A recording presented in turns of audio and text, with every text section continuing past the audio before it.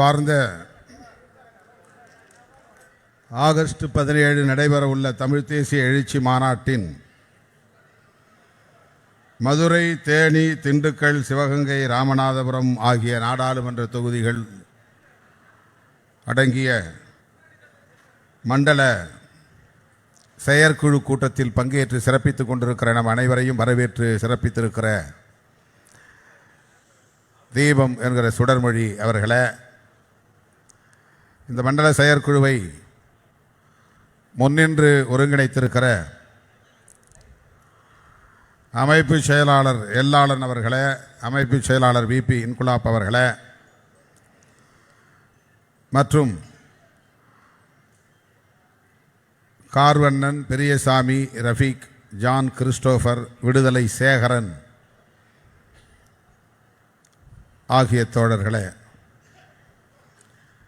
மண்டல துணை செயலாளர்கள் கதிரவன், வினோபா மூர்த்தி, ராம்குமார் பாண்டியன், அன்பரசு, நீதியரசு, சந்திரன், ஜலால் முகமது, தமிழன், நாகரத்தினம், சுருளி, சங்கு உதயகுமார், சின்னு பழகு, முத்துராஜ், பொன்னுசாமி, பிரபாகரன், பழனிக்குமார், ஜெயபாண்டி, பாலகிருஷ்ணன் ஆகிய தோழர்களே,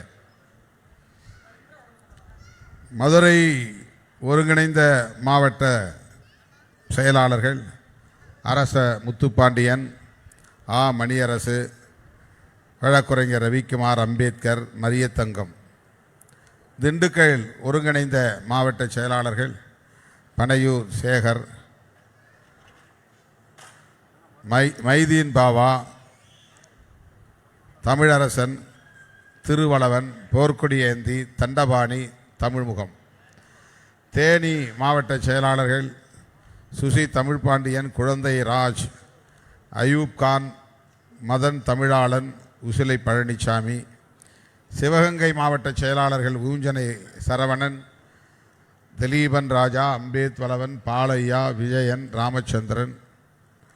ராமநாதபுரம் மாவட்ட செயலாளர்கள் முத்துவாப்பா, சத்யராஜ் வளவன், தமிழ் தேசியன், கருப்புசாமி, இனியவன், ஜோசப் ஆகிய தோழர்களே,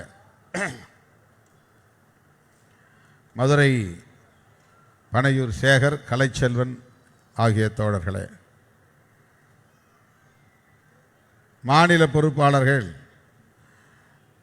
பே ஆற்றலரசு, வே கனியமுதன், வில்லவன் கோதை, கூகா பாவலன், பொதுனி வளவன், செல்லப்பாண்டியன், கலைவாணன், நாவா சசி, சிந்தனை வளவன், ஆசா அன்பழகன், பா அகரன், வழக்குரைஞர் சரவணன், ஐயாவு, மோகனா, போஸ், சமத்துவன், பரமசிவம், கல்லல் திருமொழி, ரேவதிக்குமார், விவேகா, வழக்குரைஞர் இளைய கௌதமன், ஜெயப்பிரகாஷ், சலேஷ் துரை, வழக்குரைஞர் மணிகண்டன், சா மலைச்சாமி, மாலின் ஆகிய தோழர்களே, மூச்சு வாங்குது.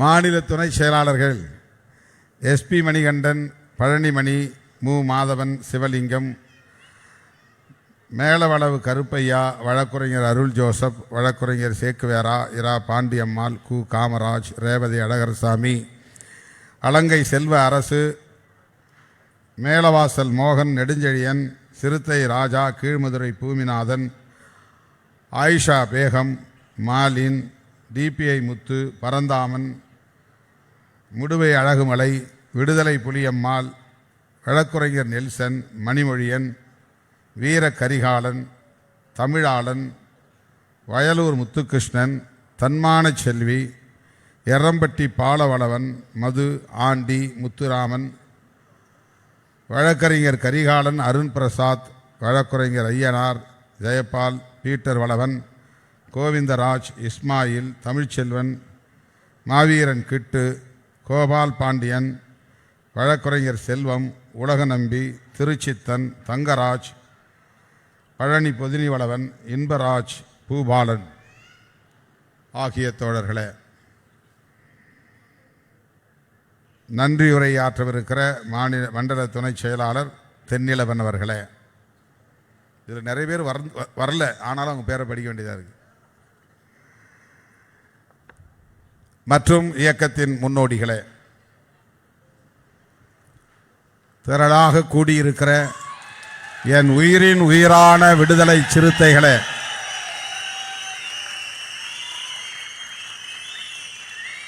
உங்கள் அனைவருக்கும் என்னுடைய பணிவார்ந்த வணக்கத்தை தெரிவித்துக் கொள்கிறேன். 12:30 மணியிலிருந்து 2:30 மணி வரையில் கிட்டத்தட்ட 2 மணி நேரம் நின்று கொண்டே நீங்கள் வாரி வழங்கிய மாநாட்டு நிதியை பெற்றேன். இதற்கு பிறகு உங்களிடையே உரையாற்றிவிட்டு நான் திருநெல்வேலிக்கு செல்ல வேண்டும். அங்கே 4 மணிக்கு நிகழ்ச்சி. இப்போதே மணி 3 ஆகப் போகிறது. இங்கிருந்து குறைந்தது 2:30 மணி நேரம் 3 மணி நேரம் ஆகும் பயணம். நிறைய பேச வேண்டும் என்கிற ஆவலோடு வந்தேன். ஆனால் நிதி பெறுவதிலேயே இவ்வளவு நேரம் எடுத்துக்கொள்ள நேர்ந்து விட்டது. முன்னணி பொறுப்பாளர்கள் கிட்டத்தட்ட 2 மணி நேரம் பேசியிருக்கிறார்கள்.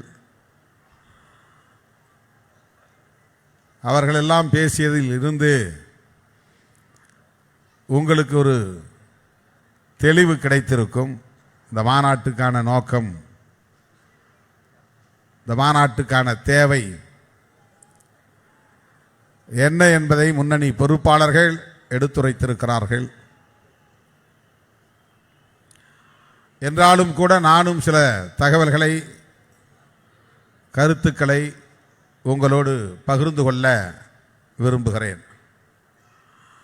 இந்த மாநாடு தேர்தலுக்கு முன்பே நடத்துவதென்று முதலில் முடிவெடுத்தோம்.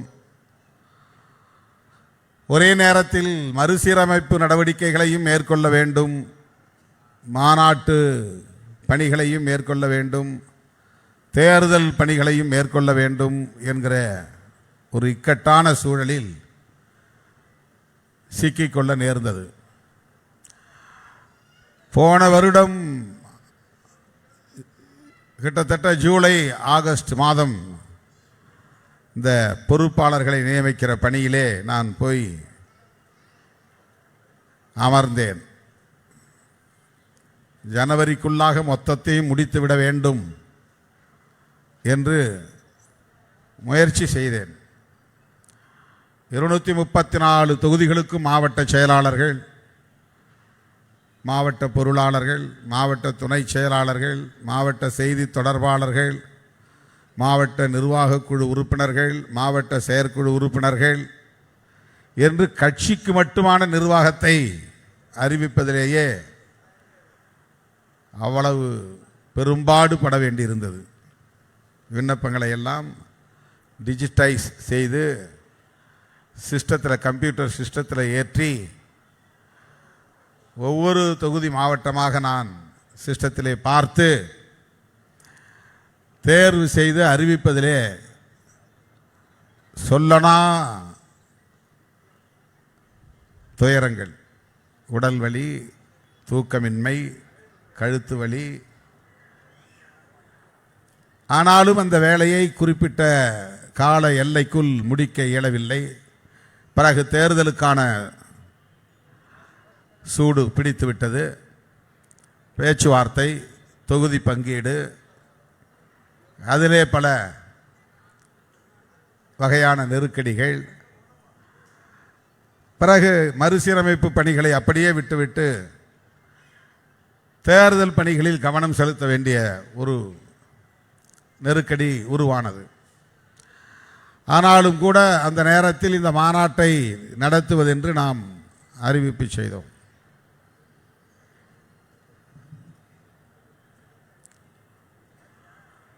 மே 17ஆம் தேதி நடத்துவதாக அறிவித்தோம். தேர்தலெல்லாம் முடிஞ்சு ரிசல்ட்டெல்லாம் வந்த பிறகு மாநாட்டை நடத்துவதிலே நமக்கு என்ன சிக்கல் என்று கருதி மே 17 அறிவித்தோம். முள்ளிவாய்க்கால் இனப்படுகொலை நடந்த நாள், அதனால் அந்த நாளை தேர்வு செய்து தமிழ் தேசிய எழுச்சி மாநாடு என்று அறிவித்தோம். தேர்தல் முடிவுகள் நாம் எல்லாம் எதிர்பார்த்ததை போல் அமையாமல், அதாவது நம்முடைய தலைமையில், நம்முடைய கூட்டணி தலைமையில் இங்கே ஆட்சி அமையும் என்று நாம் எதிர்பார்த்தோம். நம்முடைய கூட்டணி வெற்றி பெறும், நாம் போட்டியிடக்கூடிய இடங்களில் பெரிய அளவிலே நாம் வெற்றியை ஈட்டுவோம் என்றெல்லாம் மிகுந்த எதிர்பார்ப்போடு நாம் காத்திருந்த வேளையில் தேர்தல் முடிவுகள் தலைகீழாக மாறிப்போயின. அதனால் எழுந்த நெருக்கடியான அரசியல் சூழல் நாம் எல்லோரும் அறிந்த ஒன்று. ஆகவே திட்டமிட்டவாறு மே 17 அன்று மாநாட்டை நடத்த இயலவில்லை.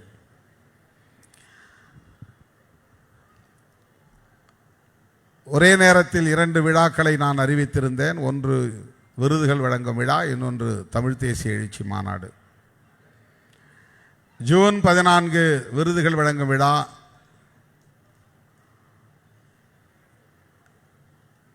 ஜூலை 5ஆம் தேதி தள்ளி வைக்கப்பட்டது. மே 14ஆம் தேதி தமிழ் தேசிய எழுச்சி மாநாடு ஆகஸ்ட் 17க்கு தள்ளி வைக்கப்பட்டிருக்கிறது. விருதுகள் வழங்கும் விழா நடைபெற்று முடிந்துவிட்டது. இப்போது மாநாடு நடத்தப்பெற வேண்டும். எந்த மாநாடு நடத்தினாலும் நான் மண்டல வாரியாக உங்களை எல்லாம் வந்து சந்திப்பது வழக்கம். தென் மாவட்டங்களை பொதுவாக ஒரே இடத்தில்தான் 10 நாடாளுமன்ற தொகுதிகளையும் மதுரையிலேயே நாம் ஒருங்கிணைத்து நடத்துவது வழக்கமான ஒன்று. இந்த முறை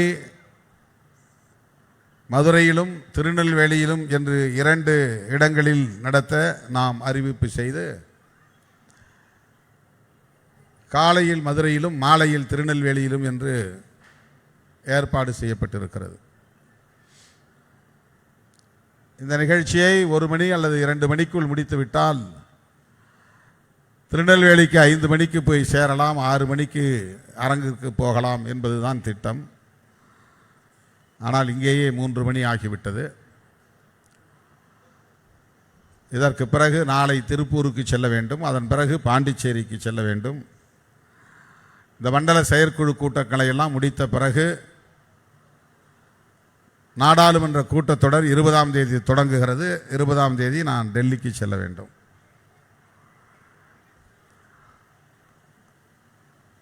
இடையறாது ஓடிக்கொண்டே இருக்கிறோம், தீவிரமாக களப்பணிகளை ஆற்றிக்கொண்டே இருக்கிறோம்.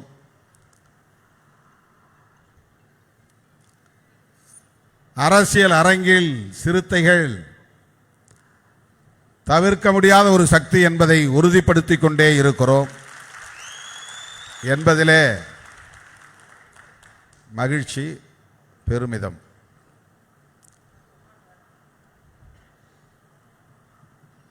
இதுவரையில் நாம் ஏராளமான மாநாடுகளை நடத்தி இருக்கிறோம். 2003, 2004 இந்த காலகட்டத்தில் அடக்குமுறை சட்டங்களை எதிர்த்து மண்டல மாநாடுகளை நடத்தியிருக்கிறோம். இந்துத்துவ பண்பாட்டு திணிப்பை எதிர்த்து சேலத்திலே மாநாடு, மதுரையிலே 2005 4ஆம் வட்டமேசை மாநாடு, இரட்டை வாக்குரிமை கோரி. அதே 2005ஆம் ஆண்டு பஞ்சமி நிலமீட்பு மாநாடு, 2006ஆம் ஆண்டு ஈழத்தமிழர் பாதுகாப்பு மாநாடு, அதே 2006 தமிழக பொன்விழா மாநாடு. தமிழ்நாடு என்று பெயர் அறிவித்து 50 ஆண்டுகள் நிறைவு பெற்றதையொட்டி தமிழக பொன்விழா என்று இந்த பெயர், மாநிலத்தின் பெயர் தமிழ்நாடு என்று மொழிவழி அடிப்படையிலே பிரிக்கப்பட்டதன் அடையாளமாக பொன்விழாவை நாம் கொண்டாடினோம். அதுதான் பொன்விழா மாநாடு. சமூக நீதி மீட்சி மாநாடு 2006 3 மாநாடு. 2007 நெல்லையில் மண்ணுரிமை மாநாடு, முத்தமிழறிஞர் கலைஞர் பங்கேற்ற மாநாடு. மாநாட்டை முடித்து கொண்டு திரும்பும்போது தான் பூதக்குடி தோழர்கள் விபத்திலே சிக்கி உயிரிழக்க நேர்ந்தது. பெருமாள்பட்டி தோழர்களும், 2008 கருத்துரிமை மீட்பு மாநாடு, அதே 2008 மகளிர் உரிமை மாநாடு, தலித் கிறிஸ்தவர் எழுச்சி மாநாடு, தமிழீழ அங்கீகார மாநாடு, 2008 மட்டும் 4 மாநாடுகள் நடத்தியிருக்கிறோம். ஜனவரி, மார்ச், ஜூன், டிசம்பர் 4 மாநாடுகள் அந்த 2008. 2009 எழும் தமிழீழம் இன விடுதலை மாநாடு, 2010 உழைக்கும் மகளிர் உரிமை மாநாடு, அதே 2010 தமிழர் இறையாண்மை மாநாடு. 16 வருஷத்துக்கு முன்னாலேயே தமிழ் தேசியம் தொடர்பாக நம்முடைய சிந்தனை எப்படி வெளிப்பட்டிருக்கிறது என்றால், தமிழர் இறையாண்மை மாநாடு என்ற ஒரு மாநாட்டை நாம் நடத்தியிருக்கிறோம். தமிழர் இறையாண்மை மாநாடு. இறையாண்மைனா என்னன்னு நீங்கள் விவாதிக்கணும், படிக்கணும். சமூக அமைதிக்கான மக்கள் ஒற்றுமை மாநாடு 2013. 2014 சேலம் கல்வி உரிமை மாநாடு, பெரிய மாநாடு. ஆனால் மழை வந்து என்னால் பேச முடியாமல் போய்விட்டது. பிறகு 2015 வெள்ளி விழா மாநாடு, களப்பணியில் 1/4 நூற்றாண்டு வெள்ளி விழா நிறைவு மாநாடு. 2015 மது ஒழிப்பு மகளிர் மாநாடு நடத்தியிருக்கிறோம். இப்போ அண்மையில் நாம் நடத்தின மது ஒழிப்பு மாநாடு தான் பல பேருக்கு தெரியும். நம்ம எவ்வளவு கன்சிஸ்டண்ட்டாக இருக்கிறோம், ஒரு சிந்தனையில் நாம் உள்வாங்கி இருக்கிற கோட்பாடுகளில் எவ்வளவு தூரம் நிலைத்த உறுதிப்பாட்டோடு இருக்கிறோம் அப்படிங்கிறது இதெல்லாம் ஒரு சான்று. அதாவது 2010 தமிழர் இறையாண்மை மாநாடு, 2026 தமிழர் தேசிய எழுச்சி மாநாடு, ரெண்டும் ஒரே அரசியல் கருத்தாக்கங்களை கொண்டவை. அதே மாதிரி 2015 மது ஒழிப்பு மகளிர் மாநாடு. மதுவை ஒழிக்கணும்னு இன்றைக்கி நாம் பேசலை, ரொம்ப காலமாக பேசிட்டு இருக்கிறோம். அப்போதே ஒரு மாநாட்டை நடத்தியிருக்கிறோம் 2015. 2024 மது மற்றும் போதைப்பொருள் ஒழிப்பு மாநாடு நடத்தியிருக்கிறோம். அதுவும் மகளிர் மாநாடு தான். 2016 நதிநீர் உரிமை பாதுகாப்பு மாநாடு, 2016 அரசியலமைப்பு சட்ட பாதுகாப்பு மாநாடு புதுச்சேரியில். இந்த மோடி ஆட்சிக்கு வந்ததும் 1000 ரூபாய் செல்லாதுன்னு அறிவிச்சார் இல்லையா? 1000 500 2000 1500 செல்லாதுன்னு அறிவிச்சு 2000 அறிமுகப்படுத்தினார். அப்போ 2000 கிடையாது, 1500 ஒழிச்சார். அப்போ நமக்கு என்ன தோணுச்சுன்னா, இந்த பணத்தை செல்லாதுன்னு அறிவிச்சதை எப்படி நாம் புரிஞ்சிட்டோம்னா, அரசமைப்பு சட்டத்திற்கே இவரால் ஆபத்து நேரும் என்று புரிந்து கொண்டோம். இவருடைய நடவடிக்கை தான் தோன்றித்தனமாக இருக்கிறது, தற்குறித்தனமாக இருக்கிறது. அமைச்சரவையை கூட கூட்டி பேசவில்லை, அனைத்து கட்சியினரை கூட்டி பேசவில்லை, அல்லது வல்லுநர்களை அழைத்து பேசவில்லை. அவரே தனிநபராக தொலைக்காட்சி முன்பு தோன்றி திடீரென்று 1000 ரூபாய் செல்லாது, 500 ரூபாய் செல்லாது என்று சொல்லுவதன் மூலம் இந்திய அரசமைப்பு சட்டத்தையே அவர் ஒரு பொருட்டாக மதிக்கவில்லை என்பதை உணர்த்துகிறது. எனவே இவரால் அரசமைப்பு சட்டத்திற்கு ஆபத்து நேரும் என்று எப்போது நாம் அறிவித்தோம் என்றால், 10 ஆண்டுகளுக்கு முன்பு 2016 புதுச்சேரியில் மாநாடு நடத்தியிருக்கிறோம். 10 வருஷத்துக்கு முன்னாடி அதே சிந்தனை தான். 2026 அரசமைப்பு சட்டத்திற்கு ஆபத்து, பாதுகாப்பு இல்லை என்ற கருத்தை தொடர்ந்து பேசிட்டு இருக்கிறோம். நாம் முன்வைக்கிற கருத்துக்களில் இருந்து ஒருபோதும் பின்வாங்கியதில்லை என்பதற்கு இதுவெல்லாம் சான்று. 16 அரசியலமைப்பு சட்ட பாதுகாப்பு மாநாடு, 2017 ஆணவ படுகொலைகள் எதிர்ப்பு மாநாடு. இப்போ ஆணவ படுகொலைகளை எதிர்த்து சட்டம் கொண்டு வரணும்னு நம்ம சொல்லிட்டு இருக்கிறோம், ரொம்ப நாளாக சொல்லிட்டு இருக்கிறோம். இதை எதிர்த்து ஒரு மாநாடு நடத்தியிருக்கிறோம் விடுதலை சிறுத்தைகள் கட்சி. அதைவிட முக்கியமாக 2017 மாநில சுயாட்சி மாநாடு, சென்னையில் ஒரு மாநாடு, திருப்பதியில் ஒரு மாநாடு, 2 மாநாடு நடத்தியிருக்கிறோம். ஆந்திராவில் திருப்பதியில் மாநில சுயாட்சி மாநாடு. மாநில சுயாட்சி என்பதும் தமிழர் இறையாண்மை என்பதும் தமிழ் தேசிய எழுச்சி என்பதும் ஒரே நேர்கோட்டில் இருக்கிற சிந்தனைகள். இப்போ 9-10 வருடத்திற்கு முன்பே மாநில சுயாட்சி மாநாட்டை நடத்திய இயக்கம் விடுதலை சிறுத்தைகள் கட்சி.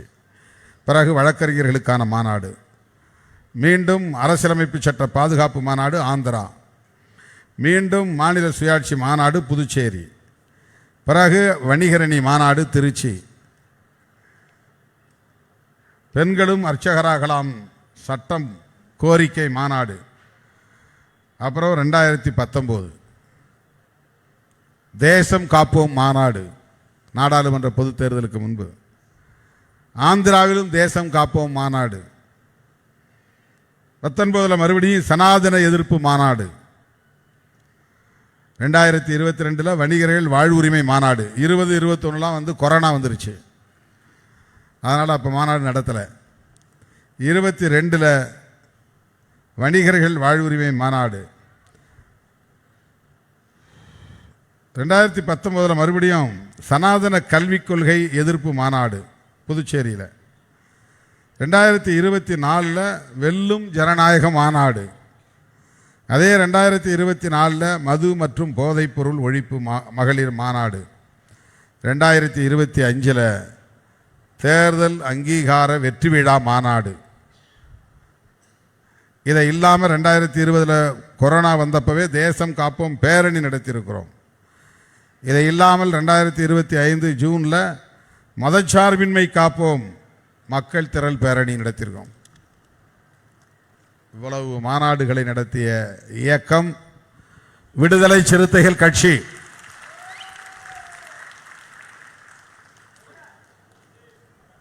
இதை இல்லாமல் ஒவ்வொரு வருஷம் விருதுகள் வழங்கி வர்றோம். 2007 இருந்து இப்போ 2026 நாம் நடத்த போகிற மாநாடு இன்னைக்கு 17, அடுத்து வரக்கூடிய 17, இன்னும் கரெக்டாக இடையில 30 நாள் தான் இருக்கு. ஜூலை 17 பேசிட்டு இருக்கிறோம். ஆகஸ்ட் 17 மாநாடு. இந்த மாநாட்டுக்கான செலவையும் எதிர்கொள்ள வேண்டும் என்கிற அடிப்படையில் தான் மண்டல செயற்குழு கூட்டங்களில்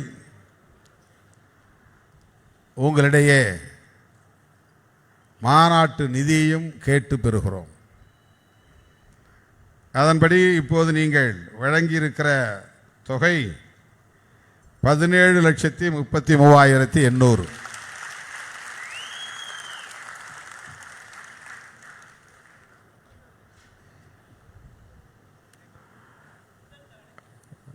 முதல் தவணை.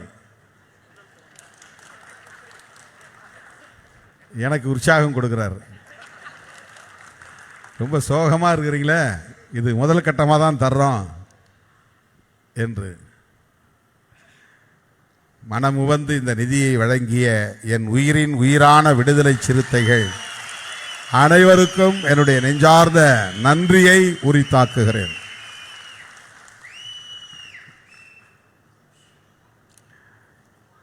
திருச்சியிலும் திருவண்ணாமலையிலும் வழங்கப்பெற்ற தொகையை விட நீங்கள் சற்று கூடுதலாகவே முதல் தவணையிலேயே வழங்கியிருக்கிறீர்கள் என்பதை எண்ணி பெருமைப்படுகிறேன்.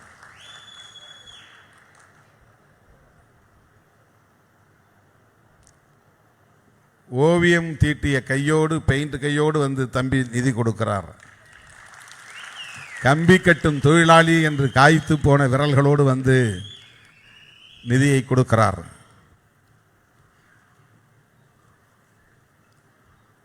இப்படித்தான் நாம் தொடக்க காலத்தில் இருந்து இந்த இயக்கத்தை உயிர்ப்போடு வைத்திருக்கிறோம். இந்த இயக்கத்தில் தன்னை ஈடுபடுத்திக் கொண்ட ஒவ்வொருவரும் தங்களால் ஆன பங்களிப்பை செலுத்தியதன் அடிப்படையில் தான் இந்த இயக்கம் நாளுக்கு நாள் வலிமை பெற்று இன்றைக்கு தமிழகத்தில் ஒரு மாநில கட்சியாக அங்கீகாரம் பெற்றிருக்கிறது.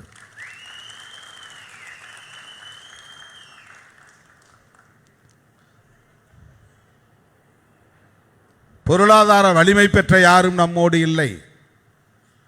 தொழிலதிபர்களோ பெரு வணிகர்களோ ஒப்பந்ததாரர்களோ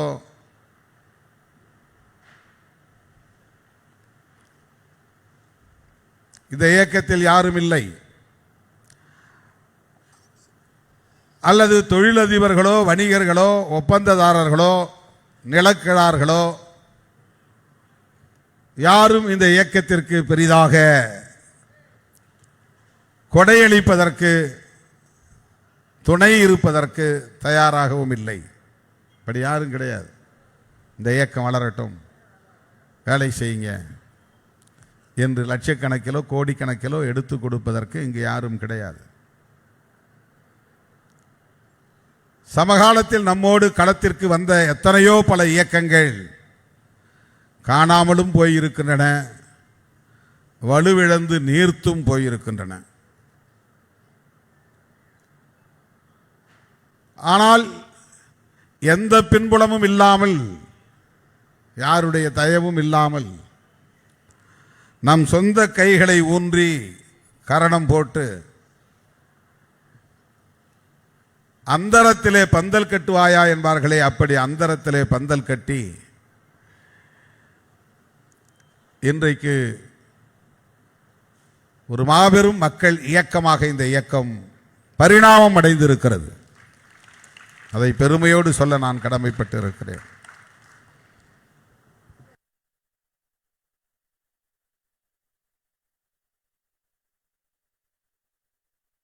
பரப்பி தழைத்திருக்கலாம், ஆனால் இந்த இயக்கத்தின் ஆணிவேர் மதுரை மண்தான் என்பதை என்றென்றைக்கும் பெருமையோடு பதிவு செய்ய கடமைப்பட்டிருக்கிறேன். மரத்தினுடைய அடிமரம் இங்கே தான் இருக்கு. கிளை ஆந்திராவில் இருக்கலாம், தெலுங்கானாவில் இருக்கலாம். இந்த கிளை, இந்த மரத்தின் கிளை மகாராஷ்டிரா வரையில் கூட நின்றுருக்குது. மகாராஷ்டிராவிலும் கிளை இருக்கு. கேரளாவில் மலையாளத்தில் எழுதுகிறார்கள் விளம்பரம், ஆந்திராவிலே தெலுங்கில் எழுதுகிறார்கள் விடுதலை சிறுத்தைகள் கட்சி என்று, கர்நாடகாவிலே கன்னடத்தில் எழுதுகிறார்கள். ஆக இந்த இயக்கம் இன்றைக்கு எளிய மக்களுக்கான ஒரு பாதுகாப்பு அரணாக விளங்குகிறது.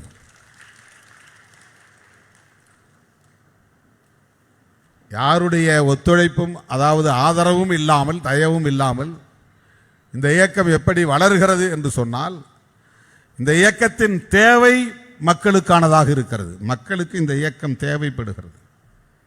எளிய மக்களுக்கு, விளிம்பு நிலை மக்களுக்கு, உழைக்கிற மக்களுக்கு, அன்றாடம் காட்சிகளுக்கு, தொழிலாளர்களுக்கு இந்த இயக்கம் தேவைப்படுகிறது.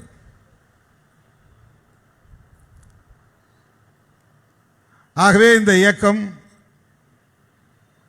மக்களுக்குரிய இயக்கமாக பரிணாமம் அடைந்திருக்கிறது என்றாலும் கூட, இது உயிர்ப்போடு இருப்பதற்கு இந்த இயக்கம் முன்னெடுக்கிற போராட்டங்களும் உள்வாங்கி இருக்கிற கோட்பாடுகளும் தான் காரணம். அதில் நமக்கு ஒரு தெளிவு தேவை. என்னதான் மக்களுக்கு ஒரு தேவை இருந்தாலும் கூட அது உயிர்ப்போடு இருக்க வேண்டும். அப்படி உயிர்ப்போடு இருக்க வேண்டுமானால், உயிரோடு இருக்க வேண்டுமானால், ரெண்டு விஷயங்கள் ஒரு இயக்கத்திற்கு தேவை. ஒன்று கொள்கை கோட்பாடு என்கிற உயிர்ப்பாற்றல், இன்னொன்று அதற்கான களமும் பணிகளும் போராட்டங்களும். வெறும் கொள்கையை வச்சுக்கிட்டு ஒன்றும் பண்ண முடியாது.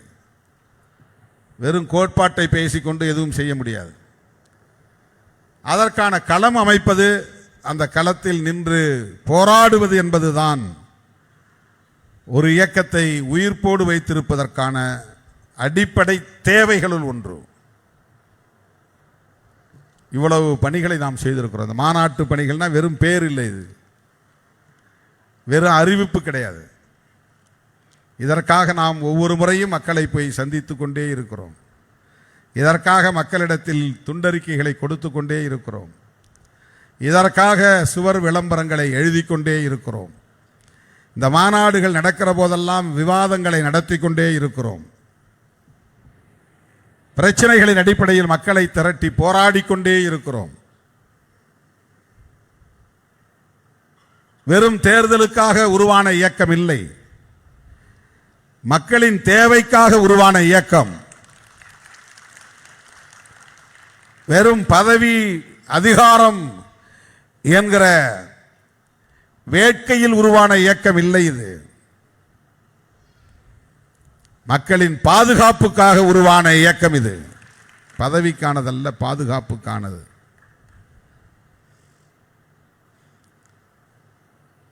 எப்படியெல்லாம் வேலை செய்தால் ஓட்டு வாங்க முடியும் என்று சிந்திக்காமல், எப்படியெல்லாம் வேலை செய்தால் மக்களை பாதுகாக்க முடியும் என்று சிந்திக்கிற இயக்கம் இந்த இயக்கம். எப்படியெல்லாம் வேலை செய்தால் தொகுதி பங்கீடு செய்து கொள்ள முடியும் என்று சிந்திக்கிற இயக்கம் இல்லை இந்த இயக்கம். எப்படியெல்லாம் வேலை செய்தால் மக்கள் சந்திக்கிற சவால்களை எதிர்கொள்ள முடியும் என்று சிந்திக்கிற இயக்கம்.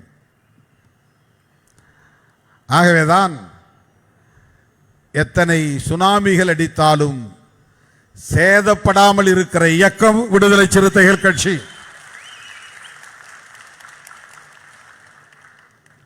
சும்மா அந்த சமூக ஊடகங்களில் சில பேர் வேண்டுமென்றே இப்போ திருமாவளவன்கிட்டலாம் யாரும் இல்லை, யாரும் இல்லை, பதவி மட்டும் நோக்கம் என்று வந்தவர்கள் யாரும் இல்லை, மீண்டும் மீண்டும் சீட்டு வேண்டும் என்று எண்ணி வந்தவர்கள் யாரும் இல்லை, இன்னும் எவ்வளவு வாரலாம் என்று ஆசைப்படுகிறவர்கள் யாரும் இல்லை.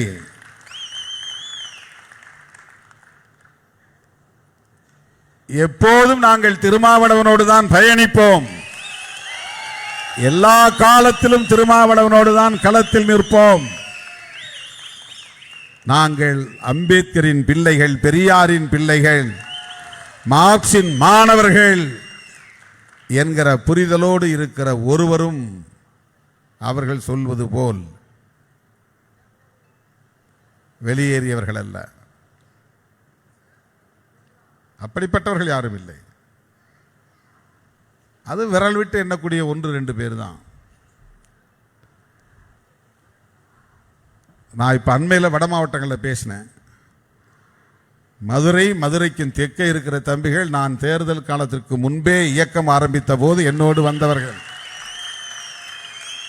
அவர்கள் ஒரு ஆள் கூட இதுவரையிலும் திருமாவளவன் வேண்டாம் என்று பேசியதில்லை, சொன்னதில்லை.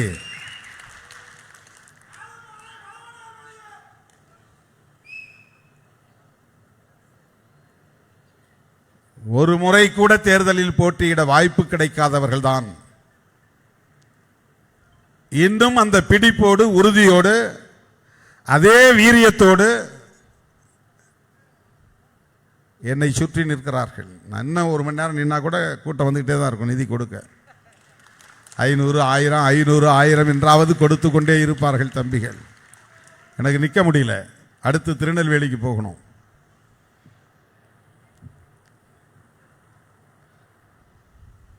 தோழர்களே, நாம் இந்த மாநாட்டை ஒருங்கிணைப்பது தேர்தலுக்காக அல்ல. தேர்தல் முடிந்து விட்டது. அதனால் எவனும் சொல்ல முடியாது. இதை மாநாடு எதுக்கு போடுறாரு, சீட்டு எவ்வளவு வாங்கலான்னு பேரம் பேசுவதற்காக, சக்தியை காட்டுவதற்காக இந்த மாநாடு போடுகிறார் என்று யாரும் சொல்ல முடியாது. கருத்தியல் களத்தில் நாம் எந்த அளவுக்கு உறுதியாக நிற்கிறோம் என்பதற்கு இது ஒரு சான்று. தோழர்களே,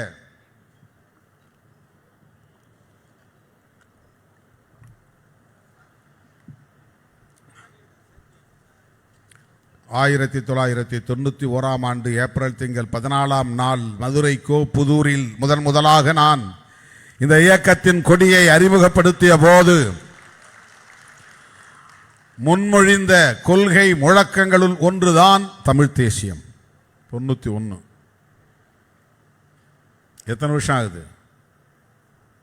2001, 2011, 2021, 35 வருஷம் ஆகுது. 35 ஆண்டுகளுக்கு முன்பு திருமாவளவன் மதுரை மண்ணில் உச்சரித்த சொல் தான் தமிழ் தேசியம். இடையில நம்ம பேசல, திடீரென்று நாம் சொல்லவில்லை. இப்போ உங்க துண்டறிக்கை கொண்டாந்து கொடுத்தாங்க தம்பிங்க. அந்த துண்டறிக்கையில் சாதியத்தை வேறறுப்போம், தமிழ் தேசியத்தை வென்றெடுப்போம் என்ற முழக்கம் இருக்கிறது. இது நான் எழுதிய முழக்கம். எப்போ எழுதினேன், எனக்கு ஞாபகம் இல்லை. அதை நினைவு வைத்திருந்து தோழர்கள் அந்த துண்டறிக்கையிலே பதிவு செய்திருக்கிறார்கள். சாதியத்தை வேறறுப்போம், தமிழ் தேசியத்தை வென்றெடுப்போம். சாதியம் தேசியம் மோனைக்காக போட்டதில்ல. கவிதையில் எப்படி வரும்? எதுகை மோனைன்னு சா போட்டால் சாவில் அடுத்த வார்த்தை ஆரம்பிக்கும். சாதியம்னா தேசியம் அப்படின்னு வரும். அந்த ஒலி உச்சரிப்பு எதுகை மோனைக்காக போட்டதல்ல, கருத்தியல் முழக்கம் இது. சாதியத்தை வேறறுப்பதன் மூலம்தான் தமிழ் தேசியத்தை வென்றெடுக்க முடியும் என்கிற செய்தி அதிலே அடங்கி இருக்கிறது. ஆனால் இன்றைக்கு தமிழ் தேசியம் பேசக்கூடியவர்கள் சாதி பெருமையை குடிப்பெருமை என்று பெருமைப்பட பேசிக் கொள்கிறார்கள்.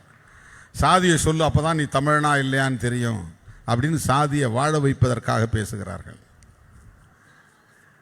சாதியை குடிப்பெருமை என்று சாதியை உயிர்ப்போடு வைத்திருக்க துடிக்கிறார்கள்.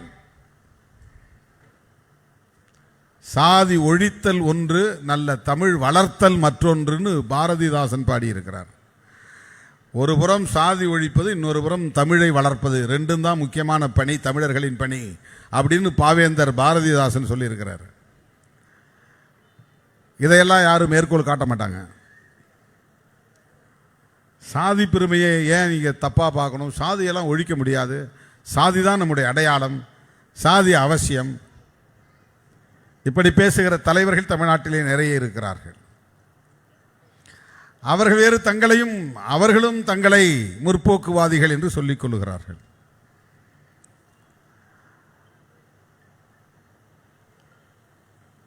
ஆக தமிழ் தேசியம் என்பது திடீரென்று திருமாவளவன் முன்மொழிந்த ஒரு முழக்கம் அல்ல. திடீரென்று விடுதலை சிறுத்தைகள் பேசுகிற அரசியல் அல்ல. இந்த இயக்கத்தின் கொடியை வடிவமைத்து அதை அறிமுகப்படுத்திய முதல் நாளிலேயே சாதி மதம் ஒழித்து சமத்துவம் படைப்போம், வர்க்க அமைப்பை துடைத்து வறுமையை துடைப்போம், பெண் உரிமை மீட்டு நாட்டின் பெருமையை காப்போம், தேசிய இன உரிமையின் மூலம் தமிழ் தேசியத்தை வளர்ப்போம், வல்லரசுகளின் ஆதிக்கத்தை வன்மையாக எதிர்ப்போம். இதான் ஐவகை முழக்கங்கள். 5 முனை கொண்ட நட்சத்திரம். அந்த 5 முனைகளும் ஒவ்வொரு முனையும் ஒரு கொள்கைக்கான களம் அல்லது வியூகம். எங்கள் போராட்டத்திற்கான அல்லது நாங்கள் செய்ய போகிற புரட்சிக்கான வியூகங்களை கட்டமைக்கிற கோட்பாட்டு முழக்கங்கள். அந்த ரைமிங்காக சொன்ன வார்த்தைகளை ஒரு சொல்லில் சொன்னோம்னா சாதி ஒழிப்பு, தமிழ் தேசியம், மகளிர் விடுதலை, பாட்டாளி வர்க்க விடுதலை, ஏகாதிபத்திய எதிர்ப்பு அல்லது வல்லரசிய ஆதிக்க எதிர்ப்பு. இப்போ அமெரிக்கா ஈரான் மேலே படையெடுக்கிறான், ஈராக் மேலே படையெடுக்கிறான் என்றால் அமெரிக்காவை எதிர்த்து, அமெரிக்க ஏகாதிபத்தியத்தை எதிர்த்து விடுதலை சிறுத்தைகள் குரல் கொடுக்கும், போராடும். சில பேர் கேட்குறான், நீ எதுக்காக ஈரான் விஷயத்தெல்லாம் தலையிடுறான்றான். எங்கள் கட்சி உள்வாங்கி இருக்கிற கோட்பாடு ஏகாதிபத்திய எதிர்ப்பு. நீ ஏன் தமிழை பற்றி பேசணும்? ஏன் தமிழ் பெயர் ஏற்றுக்கொள்ள வேண்டும்? எதற்காக தமிழீழத்தை ஆதரிக்க வேண்டும்? ஏன் தமிழீழ விடுதலை புலிகளை ஆதரிக்க வேண்டும்? ஏன் மேதகு பிரபாகரன் அவர்களை ஆதரிக்க வேண்டும்? ஏனென்றால் எங்கள் இயக்கம் உள்வாங்கி இருக்கிற அரசியல் தமிழ் தேசிய அரசியல். தமிழ் தேசியம் என்கிற அந்த கொள்கைகளை நாம் ஏற்றுக்கொண்டிருப்பதால் தான் நாம் தமிழ் வாழ்க என்றும் முழக்கமிடுகிறோம். தமிழ் ஈழத்தையும் ஆதரிக்கிறோம். தமிழ் தேசிய எழுச்சி மாநாட்டையும் நடத்துகிறோம்.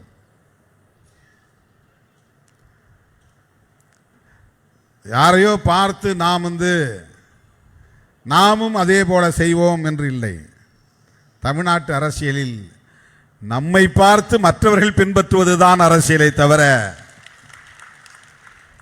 நாம் யாரையும் காப்பியடிக்கிற அரசியலை கையாண்டதில்லை.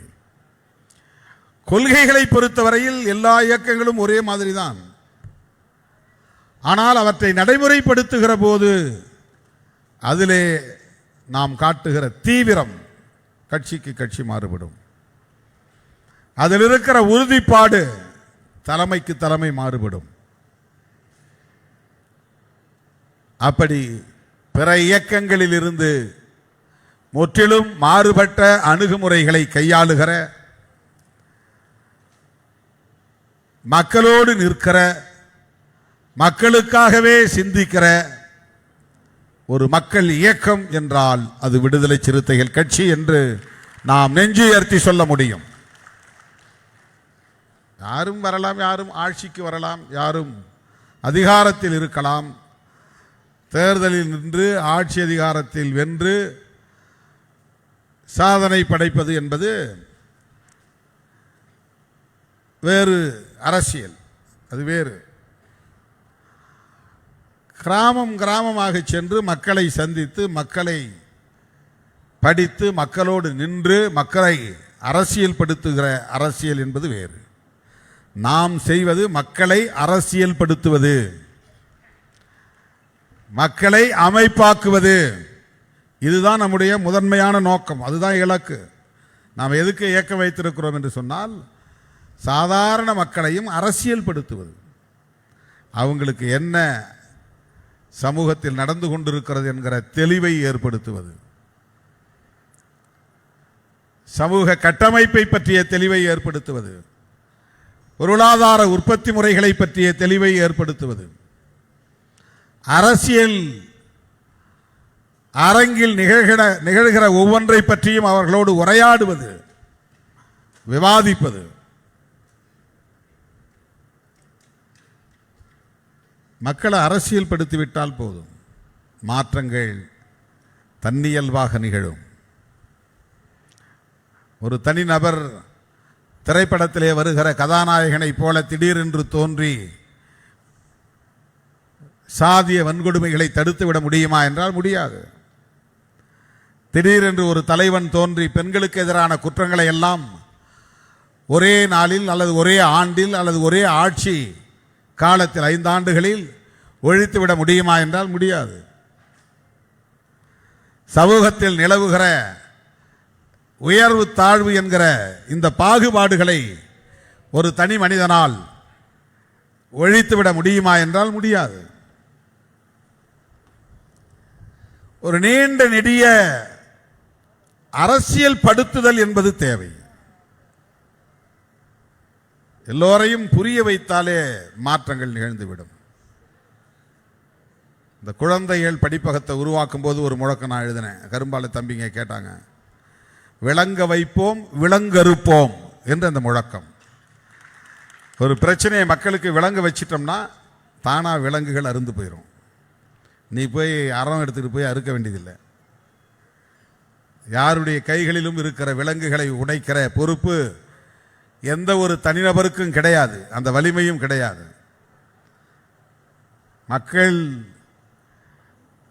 சிறைப்பட்டு கிடக்கிறார்கள் என்றால் அதை மக்களால் மட்டும்தான் விடுவிக்க முடியும். அது எப்போது நிகழும் என்றால் மக்களை அரசியல் படுத்துகிற போதுதான் நிகழும். ஆகவேதான் நாம் மாநாடுகளை நடத்தி கொண்டே இருக்கிறோம், பேரணிகளை நடத்தி கொண்டே இருக்கிறோம், முழக்கங்களை முழங்கிக் கொண்டே இருக்கிறோம், அந்த விவாதங்களை தொடர்ந்து கொண்டே இருக்கிறோம்.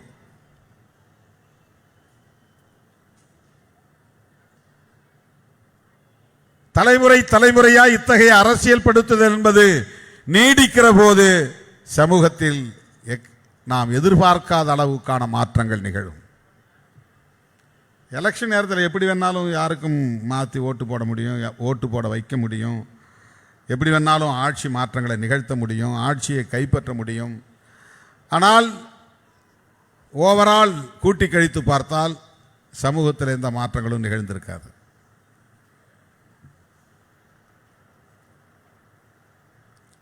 என்ன நடந்தது? இப்போ திருமாவளவன் எம்பி ஆகி 3 வருஷம் ஜெயிச்சிட்டாரு, 3 முறை ஜெயிச்சிட்டார். என்ன நடந்தது? கேள்வி எழுப்பலாம். ஒரு சுய விமர்சனம் தான். ஏற்கனவே 2 எம்எல்ஏ உருவாக்கப்பட்டது, பிறகு 4 எம்எல்ஏக்களை உருவாக்கினோம், இப்போது 2 எம்எல்ஏக்களை உருவாக்கி இருக்கிறோம், ஒரு அமைச்சரையும் உருவாக்கி இருக்கிறோம். ஆக 6-8 சட்டமன்ற உறுப்பினர்களை உருவாக்கி இருக்கிறோம், 2 நாடாளுமன்ற உறுப்பினர்களை உருவாக்கி இருக்கிறோம், துணை மேயர்களை உருவாக்கி இருக்கிறோம், ஒன்றிய பெருந்தலைவர்களை உருவாக்கி இருக்கிறோம், பேரூராட்சி மன்ற தலைவர்களை உருவாக்கி இருக்கிறோம், நிறைய மாமன்ற உறுப்பினர்களை உருவாக்கி இருக்கிறோம். இதெல்லாம் நிகழ்ந்திருக்கின்றன. ஓவரால் ரிசல்ட் என்ன? ஒட்டுமொத்தமான விளைவு என்ன?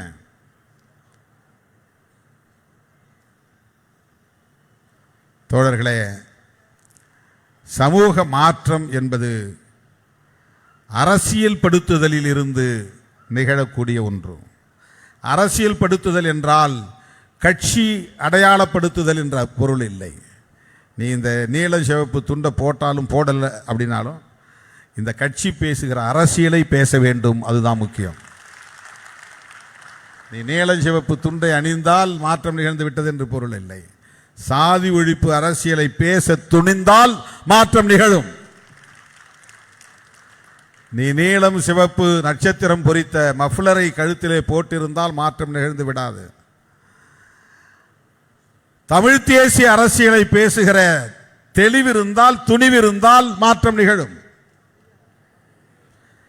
பெண் விடுதலைக்கான அரசியலை விவாதிக்கவும் அதை பரப்பவும் செய்தால் நீ சிறுத்தைதான். அதுக்கு நட்சத்திரம் பொறித்த சட்டையை அணிய வேண்டும் என்று இல்லை, நட்சத்திரம் பொறித்த கொடியை கூரையிலே ஏற்ற வேண்டும் என்று தேவையில்லை, காரிலே பறக்க விட வேண்டும் என்று தேவையில்லை, பாக்கெட்டுக்குள்ளே தலைவரின் படத்தை வைத்துக் கொள்ள வேண்டும் என்று தேவையில்லை. நெஞ்சத்திலே சாதி ஒழிப்பு, தமிழ் தேசியம், பாட்டாளி வர்க்க விடுதலை, மகளிர் விடுதலை, ஏகாதிபத்திய எதிர்ப்பு என்கிற அரசியல் இருக்க வேண்டும். இந்த அரசியல் இருந்தால், இந்த கொள்கை கோட்பாட்டு தெளிவு இருந்தால் நீ சிறுத்தை தான். அதைத்தான் நாம் முன்னின்று எடுத்துச் செல்கிறோம், மக்களிடத்தில் கொண்டு போய் சேர்த்து கொண்டிருக்கிறோம். அதற்கான ஒரு அங்கம்தான் மாநாடுகளை நடத்துவது. மாநாடுகளை நடத்துவது எங்களுக்கு இவ்வளவு பேர் இருக்கிறாங்கன்னு காட்டுறதுக்கு இல்லை. 10,000 பேர் வந்தால் கூட போதும், அல்லது 5,000 பேர் வந்தால் கூட போதும், அது பிரச்சனை கிடையாது. 10 லட்சம் பேர் வந்தாலும் 10,000 பேர் வந்தாலும் இவர்களில் எத்தனை பேர் இந்த இயக்கத்தின் கொள்கைகளை புரிந்து இயங்குகிறார்கள் என்பதுதான் முக்கியம். இந்த கொள்கைகளை, கோட்பாடுகளை எப்படி விவாதிக்கிறார்கள் என்பதுதான் முக்கியம். இதுதான் அரசியல் படுத்துதல். அரசியல் படுத்துதல் என்றால் இதுதான். கட்சியில் 100 பேரை கொண்டு வந்து சேர்க்கறதுக்கு பேரில் அரசியல் படுத்துதல். அந்த கட்சியிலிருந்து ஆள் பிடிச்சு இந்த கட்சியில் கொண்டு வந்து சேர்க்கறது இல்லை அரசியல் படுத்துதல். அரசியல் படுத்துதல் என்பது கொள்கை வழிப்படுத்துதல், கொள்கை வழி அவர்களை இயக்குதல், தெளிவுபடுத்துதல். அதுவே அவர்களை தலைநிமிர வைக்கும், அவர்களை தலைவர்களாக தலைநிமிர வைக்கும், அவர்களை போராளிகளாக பரிணாமம் பெற வைக்கும். போராளிகளை உருவாக்க முடிந்தவர்களால் தான் தலைவர்களை உருவாக்க முடியும். போராளிகள் இல்லாத இயக்கம் தலைவர்களை ஈன்று தராது. அதில் தலைவர்கள் உருவாக மாட்டாங்க. பணம் பண்ணுறதுக்கு ஆள் தெரிஞ்சவங்க இருப்பாங்க, பதவி செய்யறதுக்கு, பதவியை எப்படி பெறுவது என்பதற்கு ஆளுகள் உருவாவார்கள். போராளிகள் உருவாகிற போதுதான் அந்த போராளிகளில் இருந்துதான் தலைவர்கள் உருவாக முடியும்.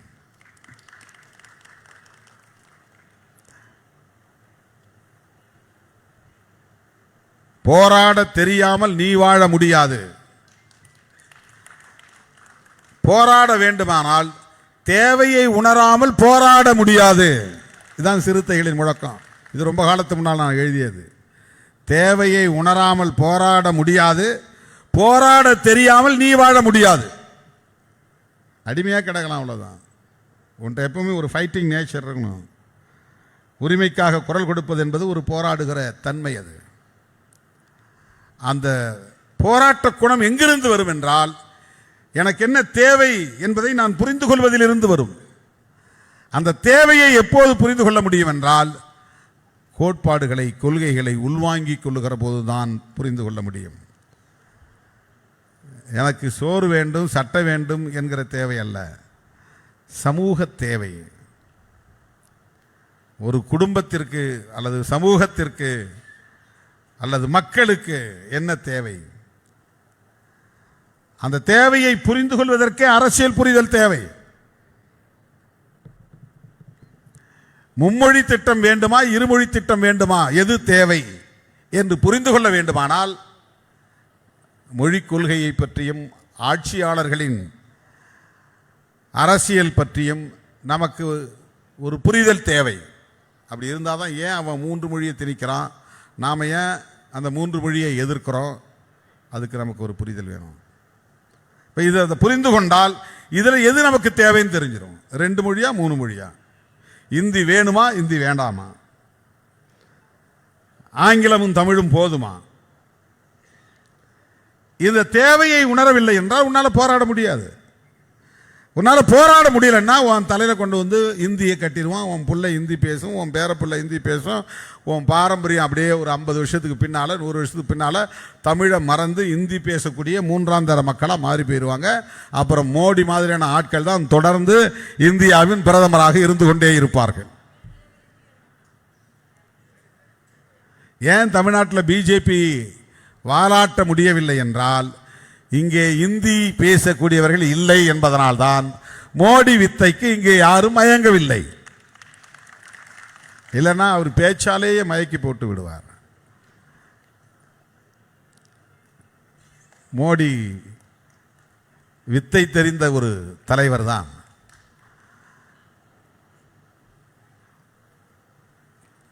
தென் மாநிலங்களில் அவரால் சாதிக்க முடியவில்லை, வெற்றி பெற முடியவில்லை, தமிழ்நாட்டிலே வாலாட்ட முடியவில்லை என்பதற்கு முக்கியமான காரணம், தமிழ்நாட்டில் இந்தியை திணிக்க முடியவில்லை, சமஸ்கிருதத்தை பரப்ப முடியவில்லை.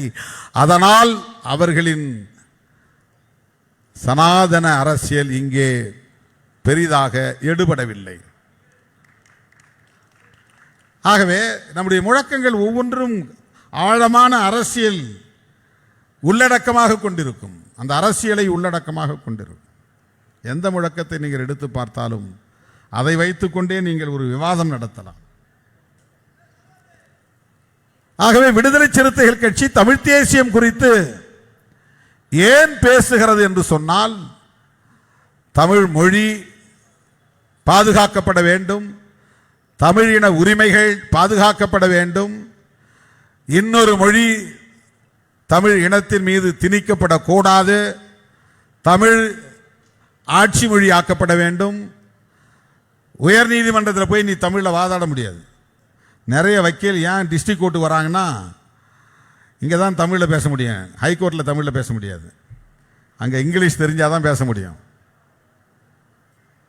ஏன் உயர் நீதிமன்றத்தில் கேஸ் கொடுக்குறவனும் தமிழன், கேஸுக்கு எதிரியாக இருக்கிறவனும் தமிழன், வாதாடுற வழக்கறிஞரும் தமிழன், மேலே உட்கார்ந்து இருக்கிற நீதிபதியும் தமிழன், எல்லாம் தமிழிலே வாதாடிட்டு போகலாம்ல, தமிழிலே தீர்ப்பு எழுதலாம்ல. கம்ப்ளைண்ட் கொடுத்தவனுக்கும் புரியாத மொழி இங்கிலீஷ் மொழி, பாதிக்கப்பட்டிருக்கிறவன் எதிரி வாதி பிரதிவாதி அவனுக்கும் இங்கிலீஷ் புரியாது. வக்கீலும் ஜட்ஜு மட்டும் இங்கிலீஷில் பேசிகிட்டு இருப்பாங்க. தீர்ப்பு வந்தவொடனே என்னப்பா ஆச்சு, இல்லைப்பா உனக்கு ஆதரவாக இல்லை, சாதகமாக இல்லை, அது மட்டும்தான் இவனுக்கு தெரியும். அங்கே என்ன நாம் சொன்னபடி நம்ம வக்கீல் வாதாடினாரா இல்லையானே இவனுக்கு தெரியாது. வக்கீல் கோட்டை விட்டாங்கிறது இவனுக்கு தெரியாது. ஏன்னா அவங்க இங்கிலீஷில் ஏதோ பேசிட்டு இருக்கிறான். தமிழில் பேசினா இவனே அடி எடுத்து கொடுப்பான். ஐயோ அப்படி பேசாதையா, இப்படி பேசியா, நான் சொன்ன பாயிண்ட் இந்த பாயிண்ட்டு, நீ இந்த மாதிரி பேசு, நான் சொன்னது வேற நீ பேசுறது வேற. தமிழில் பேசினா தெரிஞ்சிடும். வக்கீல் வாதாடும் போதே தமிழில் வாதாடினார்னா கிளைண்ட்டுக்கு தெரிஞ்சிடும், கட்சிக்காரனுக்கு இவர் சரியாக பேசுகிறாரா இல்லையா, கேஸை படிச்சுட்டு வந்து பேசுகிறாரா இல்லையா, சும்மா வந்து இங்கே ஒப்பேற்றுறாரா இல்லையா தெரிஞ்சிடும். இங்கிலீஷுக்கே இந்த நிலைனா அவன் எல்லாத்தையும் இந்தியா மாற்றணும்னு நினைக்கிறான். யோசிச்சு பாருங்க. எனவே இந்தி திணிப்பை எதிர்க்கிறோம். தமிழ் தேசியத்தில் அது ஒரு கூறு. இருமொழி போதும் என்கிறோம். தமிழ் தேசியத்தில் அது ஒரு கூறு. எந்த மொழியையும் நாங்கள் வெறுக்கவில்லை. ஆனால் எங்கள் மொழியை நாங்கள் அழிப்பதற்கு இடம் கொடுக்க மாட்டோம். தமிழ் தேசியத்தில் இது ஒரு கூறு. பிற மொழி பேசுகிறவர்கள் எங்களுக்கு எதிரி இல்லை. பிற மொழி பேசக்கூடிய மக்கள் மீது எங்களுக்கு வெறுப்பு இல்லை. தேசிய இனங்களுக்கு இடையிலே ஐக்கியம் வேண்டும், ஒற்றுமை வேண்டும். இது தமிழ் தேசியத்தின் ஒரு கூறு. ஆனால் இங்கே சிலர் தமிழ் தேசியம் பேசுகிறோம் என்கிற பெயரால் தெலுங்கன், கன்னடன், மலையாளி என்று பிற மொழி வெறுப்பை விதைக்கிறார்கள். விடுதலை சிறுத்தைகள் ஏன் தமிழ் தேசிய எழுச்சி மாநாடு நடத்த வேண்டிய ஒரு தேவைக்கு தள்ளப்பட்டிருக்கிறது என்றால், இங்கே தமிழ் தேசியம் திரிபுவாதமாக போய்கொண்டிருக்கிறது. வெறும் தெலுங்கர் எதிர்ப்பாக மாறி, அது திமுக எதிர்ப்பாக மாறி, கடைசியில் அது கருணாநிதி எதிர்ப்பு என்று போய் சுருக்கிவிட்டார்கள். அது நமக்கு பிரச்சனை இல்லை. ஆனால் தமிழ் தேசியம் எப்படி திரிபுவாதமாக மாறுகிறது? இந்தி பேசக்கூடியவர்களை கூட வெறுக்க வேண்டாம் என்பதுதான் நம்முடைய நிலைப்பாடு. அவன் மொழி அவனுக்கு பெரிது, நம் மொழி நமக்கு பெரிது என்பதை போல, அவன் மொழியும் நீண்ட பாரம்பரியம் உள்ள மொழிதான். நம்முடைய மொழிக்கு ஒரு பாரம்பரியம் இருப்பதை போல, ஆண்டுகளில் வித்தியாசம் இருக்கலாம், ஆனால் ஒவ்வொரு மொழிக்கும் ஒரு பாரம்பரியம் இருக்கிறது. பாரம்பரியம்னா தலைமுறை தலைமுறையாக அது 1, 2 என்று பல்வேறு வடிவங்களை எடுத்து வளர்ந்து வந்திருக்கிறது. இன்னைக்கு நாம் பார்க்குற தமிழ் எழுத்து தான் 2000 வருஷத்துக்கு முன்னாடி இருந்ததுன்னா கிடையாது. இப்போ நாம் எழுதுகிற தமிழ் எழுத்து ஒரு 400 ஒரு 1000 வருஷத்துக்கு முன்னால், 2000 வருஷத்துக்கு முன்னால் இதே வடிவத்தில் இருந்துனா இல்லை. இப்போ நாம் பேசக்கூடிய சொற்களுக்கு இந்த பொருள் தான் 1000 வருஷத்துக்கு முன்னால் இருந்திருக்குமானா இருந்திருக்காது. இப்போ நாத்தம்னு சொல்கிறேன், நாத்தம் அடிக்குதியான்றோம். ஆனால் 1000 வருஷத்துக்கு முன்னால், அது 500 வருஷத்துக்கு முன்னால் நாற்றம்னா நறுமணம்னு அர்த்தம். இப்போ நாற்றம்னா பொருளே வேற. நல்ல வாசம் அடிக்குதுன்னா தான் அதுக்கு நல்ல அர்த்தம். நாற்றம் அடிக்கிறது என்றால் நமக்கு பிடிக்காத ஒரு வாசனை. ஆனால் இலக்கியத்திலே நாற்றம் என்றால் நறுமணம் என்று பொருள். சொல்லுக்கே நிறைய சொல்லுக்கே பொருள் எல்லாம் மாறி இருக்கிறது. எழுத்து வடிவங்கள் மாறி இருக்கிறது, உச்சரிப்புகள் மாறி இருக்கிறது, பிறமொழி கலர்ந்து பல புதிய சொற்கள் உருவாகி இருக்கின்றன. தமிழே அல்லாத பல சொற்கள் தமிழாக மாற்றப்பட்டு இருக்கின்றன. தமிழ் உச்சரிப்பு வடிவத்திற்கு மாற்றப்பட்டு இருக்கின்றன. தேசம் என்பது கூட தமிழ் கிடையாது, அது வடமொழி தான். வடமொழினா வட இந்திய மொழின்னு அர்த்தம். தென்மொழினா தென்னிந்திய மொழி. தென் மொழிகளுள் தமிழ் ஒரு மொழி. தேன்மொழி அல்ல, தென்மொழி. தென் என்றால் தெற்கு. அதை வடக்க இருக்க தக்ஷணான்னு சொல்லுவான். தட்சிணாமூர்த்தின்னா தெற்கே இருக்கிற கடவுள்னு அர்த்தம். தெற்கே உள்ள கடவுள். தென்னவன் அப்படின்னு சொல்றாங்க இல்லையா, தட்சிணாமூர்த்திக்கு தமிழில் தென்னவன், தென் இளவன். அது வடமொழியில் தட்சிணாமூர்த்தி. தேஷ் அப்படிங்கிறது வடமொழி. அதை தேஷ் அப்படிங்கிறத தேசம் அப்படின்னு நாம தமிழா மாத்திக்கிட்டோம். ஆனால் அது தமிழ் சொல் கிடையாது. தேசியம் என்பதும் தமிழ் சொல் கிடையாது. தூய தமிழ் பேச வேண்டும் என்று சொல்லுகிறவர்கள் இந்த தமிழ் தேசியம் என்பதற்கு ஒரு தமிழ் சொல்லை இன்னும் கண்டுபிடிக்க முடியல. தேசம் என்பதற்கு நாடு என்றுதான் பொருள். இப்ப தேசம் என்பதிலிருந்து தேசியம் என்றால், நாடு என்பதிலிருந்து நாட்டியம் அப்படின்னு வரணும். நாட்டியம்னா வேற மாதிரி ஆயிரும், டான்ஸ் ஆயிரும். பரதநாட்டியம், நாட்டினவாதம் அப்படின்னு சொல்லலாம். வாதம் என்பதும் தமிழ் சொல்லி இல்லை, விவாதம் என்பதும் தமிழ் சொல்லி இல்லை. எவ்வளவு சொற்கள் நம்முடைய மொழியில கலந்திருக்கு பாருங்க. ஏன்னா ஆட்சி செய்யக்கூடிய இன்னொரு மொழியை பேசக்கூடியவனாக இருந்தால் அவன் மொழி ஆளப்படுகிற மக்கள் மீது புழக்கத்துக்கு வந்துடும். வேற வழி இல்லாமல் அதுதான் புழக்கத்துக்கு வந்துடும். நிறைய சொற்கள் உருது மொழி. முகலாயர்கள் இந்த நாட்டை ஆண்ட நேரத்தில் அவர்கள் கையாண்ட பல சொற்கள் அப்படியே தமிழ் மாதிரி ஆயிடுச்சு. எக்கச்சக்கமான சொற்கள் அப்படி இருக்கு.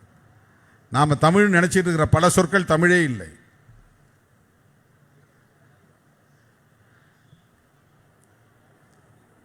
ஆனாலும் கூட இந்த தமிழுக்கென்று ஒரு பாரம்பரியம் இருக்கிறது. நீண்ட நெடிய தலைமுறைகளாக இந்த மக்களால் பேசப்பட்டு வருகிற இந்த மொழி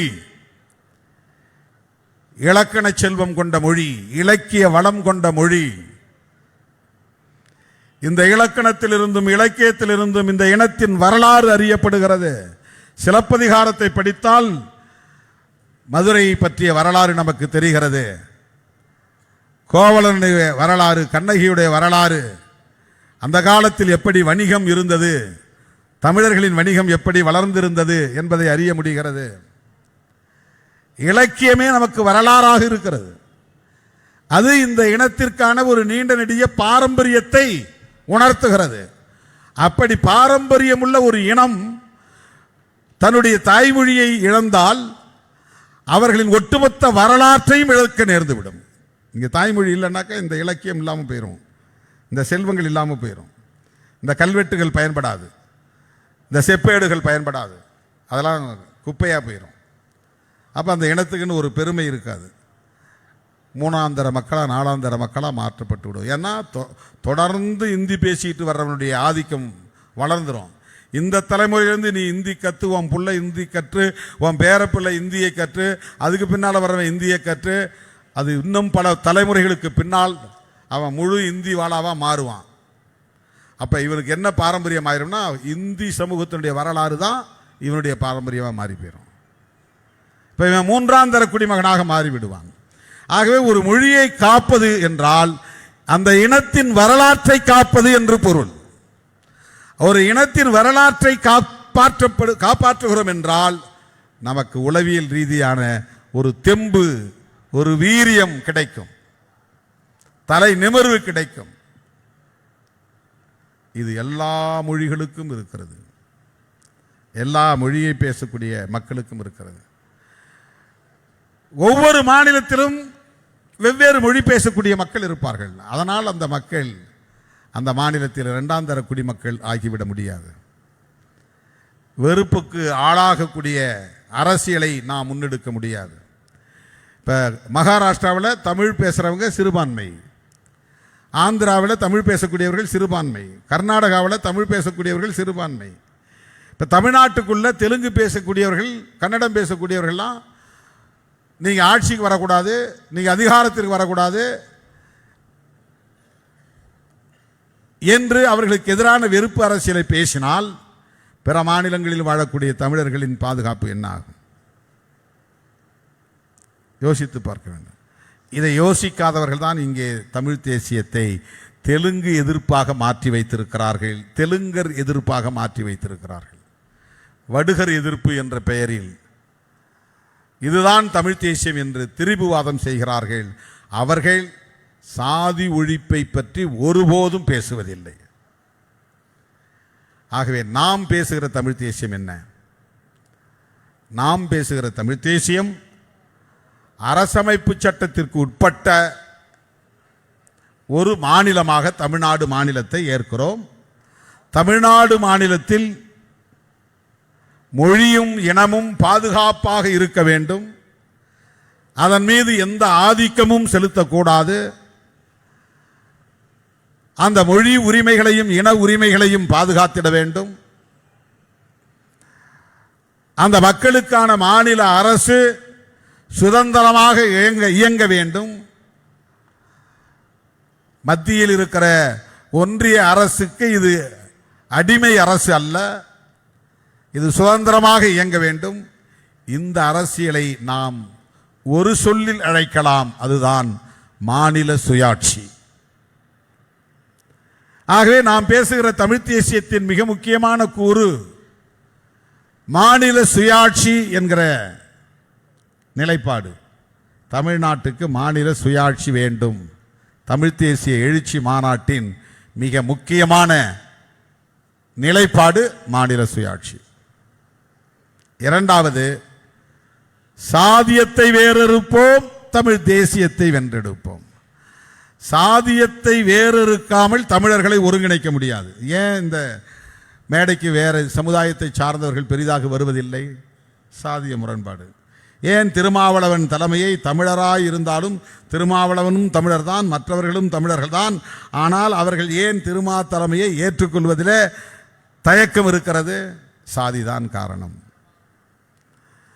ஒரு கட்சியில் இருந்து விலகி அதே அரசியலை பேசுகிற இன்னொரு கட்சிக்கு போக வேண்டும் என்று நினைப்பவர்கள் ஏன் விடுதலை சிறுத்தைகள் கட்சியில் வந்து சேருவதற்கு தயங்குகிறார்கள்? நாங்கள் பேசுகிற தமிழ் தேசியம் நீங்களும் பேசுகிறீங்க, நாங்கள் ஆதரிக்கிற தமிழீழத்தை நீங்களும் ஆதரிக்கிறீங்க, நாங்கள் கொண்டாடுகிற பிரபாகரனை நீங்களும் கொண்டாடுகிறீர்கள், நாங்கள் இந்தி திணிப்பை எதிர்க்கிறோம், நீங்களும் இந்தி திணிப்பை எதிர்க்கிறீர்கள்.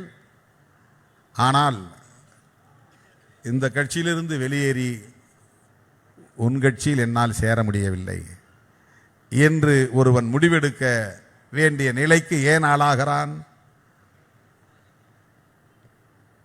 நாம் தமிழர் கட்சியிலிருந்து நிறைய பேர் வெளியே போனாங்க. அவங்க யாரும் நேராக விடுதலை சிறுத்தைகள் கட்சிக்கு வரல. அவங்கள என்ன தடுக்குது? எது தடுக்கிறது? ஏன் இந்த கட்சியை அல்லது இந்த தலைமையை ஏற்று இங்கே சேருவதற்கு அவர்கள் முன்வரவில்லை? இது ஒரு புரிதலுக்காக சொல்கிறேன். யாரும் வாங்கலாம் நான் கூப்பிடல. வெளியேறி போனால் இங்கே வாங்க. ஒன்று அங்கேருந்து வெளியேறினா திமுகவுக்கு போகிறாங்க, இல்லைன்னா அண்ணா திமுக போகிறாங்க, இல்லைன்னா வேறு ஏதாவது கட்சிக்கு போகிறாங்க. விஜயகாந்த் கட்சியிலிருந்து வெளியேறினவங்க கூட நிறைய கட்சிக்கு போயிருக்கிறாங்க, இங்கே யாரும் வரல.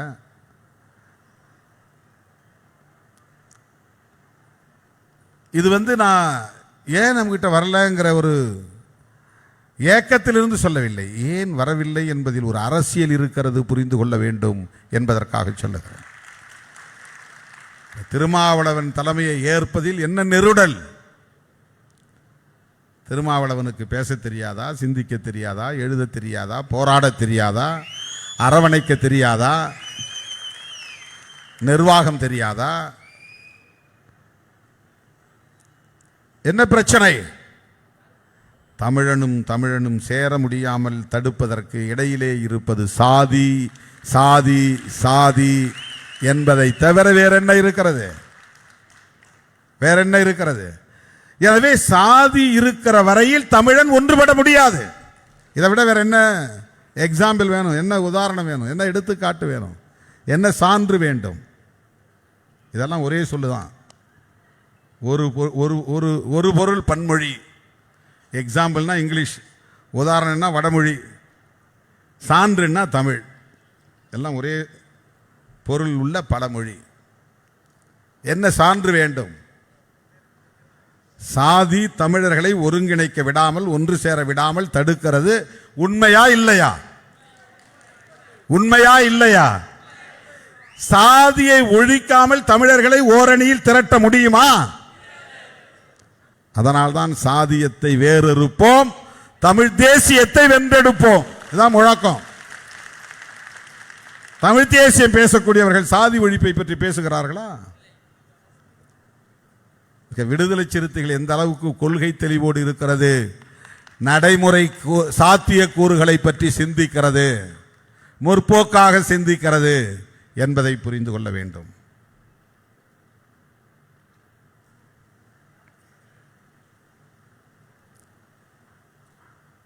சாதியவாதிகளும் மதவாதிகளும் விடுதலை சிறுத்தைகளை தனிமைப்படுத்த வேண்டும் என்று துடிக்கிறார்கள். இப்போ சேர்த்துட்டா நம்ம கட்சிக்கு நம்ம கூட்டணிக்கு பெரிய சிக்கல் வந்துடும். ரொம்ப காலம் அதுதான் போராட்டம். இங்கே கூடுதலாக 10க்கு மேலே சீட்டை கொடுத்துட்டா ஓபிசி எல்லாம் எதிராக திரும்பிடுவாங்க. இப்போ என்ன கருத்து பரப்புகிறாங்க சமூக ஊடகங்கள்னா, விஜய் இந்த ஒடுக்கப்பட்ட சமூகத்தில் 8 பேருக்கு மந்திரி பதவி கொடுத்துட்டாரு, ஒருத்தருக்கு துணை சபாநாயகர் கொடுத்துட்டாரு, மொத்தம் 9 பேருக்கு கொடுத்துட்டாரு. அதாவது பிற சமுதாய மக்களிடத்தில் இந்த ஆட்சிக்கு எதிராக, அரசுக்கு எதிராக ஒரு வெறுப்பை உருவாக்க வேண்டும் என்பதற்காக திட்டமிட்டு பரப்புகிறார்கள். இவங்க நியாயஸ்தர்களாக இருந்தால், நாணயமானவர்களாக இருந்தால், கடந்த காலங்களில் திமுகவோ அதிமுகவோ மக்கள் தொகை அடிப்படையில் அமைச்சரவையில் இந்த சமூகத்தினருக்கு உரிய பிரதிநிதித்துவத்தை ஏன் தரவில்லை என்று கேள்வி எழுப்பியிருக்க வேண்டும். திமுகவிலோ அதிமுகவிலோ மொத்தம் 74 சாதிகள் பட்டியலில் இருக்கின்றன. 3 சாதிகளுக்கு ஆளுக்கு ஒரு மந்திரி, அதிகபட்சம் போனா ஒரு துணை சபாநாயகர், இல்லைன்னா சபாநாயகர் 4வதா ஒரு ஆளுக்கு, இல்லைன்னா அமைச்சர்களே இன்னொரு ஆளுக்கு 4 அமைச்சர் ஒரு சபாநாயகர், 4 அமைச்சர் ஒரு துணை சபாநாயகர், அதுலேயும் சாதிக்கு ஒரு ஆள். 74 சாதிகளில் 3 சாதி தான் பெரும்பான்மை சாதி. இந்த 3 சாதிகளில் ஆளுக்கு ஒன்று கொடுத்தா போதும். இதுதானே நீண்ட காலமாக இருந்து வந்த மரபு. அவரவர் மக்கள் தொகை அடிப்படையிலே பிரதிநிதித்துவம் உண்டா? ஒவ்வொரு கட்சியிலும் அந்தந்த கட்சியில் உள்ள செல்வாக்கின் அடிப்படையில் மிக சொற்பமான மக்கள் தொகை உள்ள சமூகத்தினருக்கு, மிக சொற்பமான எண்ணிக்கை உள்ள சமூகத்தினருக்கு எம்எல்ஏ எண்ணிக்கை 6, 8, 10 என்றெல்லாம் கொடுத்தாலும் இங்கே விவாதம் இல்லை, யாரும் பேசப்போவதில்லை. அதை ஏன் இத்தனை பேருக்கு வாய்ப்பு தந்தீர்கள் இந்த ஒரு குறிப்பிட்ட சாதிக்கு என்று யாரும் கேட்க மாட்டார்கள். ஆனால் 3க்கு மேலே ஒன்று கொடுத்தா கூட ஏன் எஸ்சிக்கு இவ்வளவு பதவி? இதுதான் இந்த சமூகத்தில் இருக்கிற நிலைமை. டிவிக்கு 8 பேருக்கு கொடுத்து விட்டது என்கிறார்கள். 8 பேருக்கு கொடுக்கல, 6 பேருக்கு தான் கொடுத்துருக்குறாங்க. 2 பேரை ஒன்று காங்கிரஸ், இன்னொன்று விசிக்கே நாம பார்த்து சூஸ் பண்ணது. நம்மகிட்ட 2 பேருமே பட்டியல் சமூகம் தான். அதனால் யாராவது ஒருத்தரை கொடுத்தா அவர் எஸ்சி ஆகிடுறார், வேறு வழி இல்லை. காங்கிரஸில் 5 பேரில் 2 பேரை தேர்வு பண்ணாங்க, அதில் ஒருத்தர் ஒரு எஸ்சியாக கொடுத்துட்றாரு. இது 2ம் காங்கிரஸும் விசிகேவும் முடிவு பண்ணது. இந்த 2 அந்த கணக்கில் வராது, டிவிகே கணக்கில் வராது, தாவேகா கணக்கில் வராது. கூட்டணி ஆட்சி அமைக்க பெற்றதனால் விடுதலை சிறுத்தைகளும் காங்கிரசும் தேர்வு செய்த அமைச்சர்கள் 2 பேர் தலித்துகளாக வருகிறார்கள். இது தாவேகாவாக எடுத்த முடிவு அல்ல, இது விசிகா எடுத்த முடிவு, காங்கிரஸ் எடுத்த முடிவு. அதை 2 நீ கழிச்சிடணும், மிச்சம் 6 தான். ஆனால் இதற்கே தாவேகா ஒரு குறிப்பிட்ட சாதிக்கான கட்சியா, குறிப்பிட்ட சாதிக்கு முக்கியத்துவம் தருகிறதா? திருமாவளவனுக்கு அங்கே பெரிய அளவிலே வரவேற்பு கொடுக்கப்படுகிறது அப்படிலாம் ஒன்றுமே கிடையாது. நாம் யாருக்கும் சொல்லவே இல்லை. நான் சொல்லி தான் ஒரு அமைச்சர், ஒரு அதிகாரிக்கு பதவி கொடுத்தாங்க அப்படின்னு கதையை கட்டி விடுறாங்க. ஏன்னா இது எப்படின்னா, இதனுடைய நோக்கம் என்னன்னா, திருமாவளவனுக்கு அங்கே செல்வாக்கு இருக்கிறது என்று சொல்லுவதல்ல நோக்கம். பிற சமுதாய மக்களிடத்தில் மெசேஜ் சொல்கிறாங்க, நாங்கள் பாருப்பா திருமாவளவன் சொல்லி கேட்குற அளவுக்கு தான் இந்த அரசு இருக்கிறது, இந்த அரசு ஓபிசிக்கு எதிரான அரசு, பார்த்துக்குங்க. திருமாவளவன் இவருக்கு பதவி கொடுனா கொடுக்குறார், இவருக்கு பதவி கொடுனா கொடுக்குறார். ஆனால் உண்மை அது அல்ல, 100 விழுக்காடு அது பொய். அது ஒரு நேரேஷன், ஒரு கட்டுக்கதையை உருவாக்குறாங்க. ஒரு ஒரு போலீஸுக்கு போலீஸ் அதிகாரிக்கு நான் சொல்லி தான் பதவி கொடுத்தாங்கன்னாங்க. அப்புறம் ஏன் எடுத்தாங்க அந்த பதவியிலிருந்து? அதுக்கு யாரும் விளக்கம் சொல்ல மாட்டாங்க. அது உண்மை இல்லை, அதை நீங்கள் புரிந்து கொள்ள வேண்டும். நாம் சொல்லி போடக்கூடிய அளவுக்கெல்லாம் அவங்க ரொம்ப பலவீனமானவர்களாம் கிடையாது. 10 வருஷம் 20 வருஷம் நம்ம தொடர்ந்து திமுகவோடு பயணித்திருக்கிறோம். அங்கேயே நாம் பெருசாக எதையும் சொல்லி சாதிக்க முடிந்ததில்லை. 10 பேருக்கு ஏதாவது ஒரு வேலை போட்டு கொடுங்கன்னா அங்கே ஒன்று இங்கே ஒன்று யாருக்காவது போட்டு கொடுத்துருப்பாங்க, அவ்வளவுதான். அவ்வளவு உறுதிப்பாட்டோடு நீண்ட காலம் தோழமை கொண்ட நிலையிலும் கூட அந்த காலத்திலும் நம்மால் எதையும் பெரிதாக சாதிக்க முடிந்ததில்லை. இந்த அரசு உருவாகியே 1.5 மாதம் 2 மாதம் தான் ஆகுது. நாம் ஆதரவு கொடுத்து 1.5 மாதம் தான் ஆகுது. அதுக்குள்ளே எப்படி நாம் பெரிய பெரிய பதவிகளை தீர்மானிக்க முடியும்? இது 100க்கு 100 பொய். ஆனால் அப்படி ஒரு பிம்பத்தை உருவாக்குகிறார்கள். ஏனென்றால் இந்த அரசுக்கு எதிராக மக்களிடத்தில் ஒரு கருத்துருவாக்கம். அரசியல் எவ்வளவு நுட்பமானது என்பதை நீங்கள் புரிந்து கொள்ள வேண்டும். எவ்வளவு சூது நிறைந்தது என்பதை புரிந்து கொள்ள வேண்டும். எவ்வளவு வஞ்சகம் நிறைந்தது என்பதை புரிந்து கொள்ள வேண்டும். நயவஞ்சகம் நிறைந்தது அரசியல். சாதாரணமான களம் அல்ல. இந்த களத்தில், அதுவும் தேர்தல் களத்தில் 25 ஆண்டு காலம் தாக்கு பிடித்து வெற்றிகரமாக இயங்குகிற இந்த இயக்கம்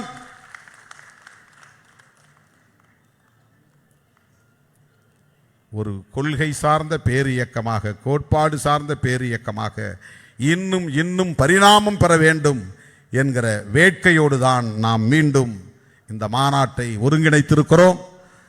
இந்த மாநாட்டுக்கு தென் மாவட்டங்களிலிருந்து நீங்கள்லாம் கிட்ட வரணுங்கிறது, பக்கத்தில் இருக்கணுங்கிறதுக்கு தான் திருச்சி உளுந்தூர்பேட்டையை மையமாக வைக்கிறோம். மெட்ராஸ்னால் உங்களுக்கு ரொம்ப தூரம். தென் மாவட்டங்கள் வந்து சேருவதற்கு இலகுவாக ஒரு இடம் தேவை என்பதால் தான் தமிழ்நாட்டின் மையப்பகுதியான திருச்சியோ அல்லது உளுந்தூர்பேட்டையோ நாம் அடிக்கடி தேர்வு செய்வதற்கு காரணம். எனவே என் உயிரின் உயிரான விடுதலை சிறுத்தைகளே, ஆகஸ்ட் 17 தமிழக அரசியலில் பெரும் தாக்கத்தை ஏற்படுத்துகிற நாள். தமிழ் தேசிய எழுச்சி மாநாடு இந்திய அரசியல் அரங்கின் கவனத்தை ஈர்க்க வேண்டும். அதனால் ஒவ்வொரு முகாமிலிருந்தும் விடுதலை சிறுத்தைகள் இந்த மாநாட்டில் பங்கேற்க வேண்டும். இன்னும் எஞ்சிய நிதியை தோழர்கள் விரைந்து தலைமைக்கு ஒப்படைக்க வேண்டும் என்கிற வேண்டுகோளை விடுத்து முடிக்கிறேன். நன்றி, வணக்கம்.